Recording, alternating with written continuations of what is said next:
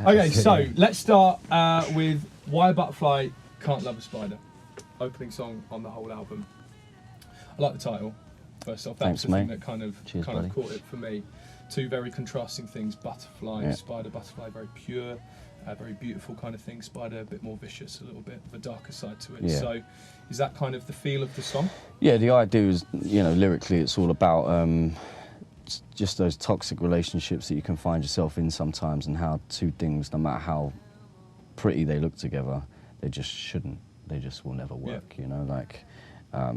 I imagine if you're a butterfly flying around, like spiderweb sometimes might look quite enticing to have a little nap there, but you land there in that bed, you're gonna get eaten. Do you know what I mean? So that was what it was about. And when we were working on the music, I think that was the first song where we truly understood that we had like a placeholder for the record. Like we'd done a few songs already, but the minute, every single time we listened to that song, it sounded like nothing we'd ever done before. And just the way that the music swells in, and then suddenly there's like so much space. I think like it was the first time where I was like, okay, we got track one, and when you have track one, suddenly like the album, the rest of them just flow. Yeah, like, or at least you've found the map. Do you know what I mean? Like, you're like, okay, we've got it. Treasure is here somewhere. People talk about the big finish of an album all the time, but the front is more important. Yeah. Like, so that, as soon as we realised that was going to be the opener, then you start to get excited. You actually got an album building. And Cam, from your side of things, when they came to you with the song, what kind of stood out for you? Well, I was just going to say, the way that Frank and Dean were just talking about there, when we'd started with Love Games and then ended up with, and then done Kitty Sucker second. So we were probably on, that was the fourth or fifth song we started. Yeah. And it was at that point we all of us went, right, this is the centre point of the record, this is what the record will sound like, will be.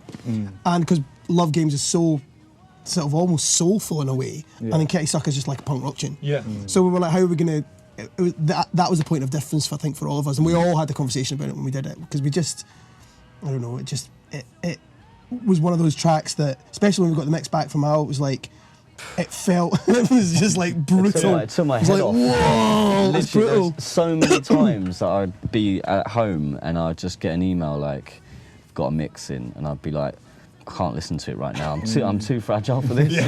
Like genuinely, like just had so much going on in my life, and then I'd have to go like take a drive and listen to it in the car, and then I'd be like pulling over, like I can't drive home right now. Like I've got to call my brother to come pick me up. Like the track itself is too a great savage, man. signpost for the whole kind of album, and it's roller coaster ride. Did you feel that, Alan? I think when it was pointed out it was going to be the opening track, there's always a pressure on that, and so we had to kind of work on really making sure that came out as much as possible. Which I was steered by it along the way by everybody. But that was just the hardness of the drums and the guitar at the beginning. We're like, whoa, this is mental. Yeah, I mean, it's so hard. It's amazing. It's when you hear that open chord on the guitar, and then like my vocal kicks in over the chorus. I'm just like, how, like, it's the first time for us as a band that we realised the importance of space. Dean, Frank, when Frank came to you, or did he come to you first with the vocals first off, the idea for the song? How did the makeup of it start? Frank writes lyrics all the time, and I'll write as much music as I can, not in sort of song forms, just in like separate parts, and then we just sit kind of like this, but normally on a sofa, and with a lot less gear, literally just a guitar and cups of tea. And it's just kind of a case of like, it's just seeing what kind of hits and works. So the original one of this was it was a kind of lot grungier before we kind of took it to the studio, and did have a chorus where, especially on guitar, was trying to go as kind of big as Frank was.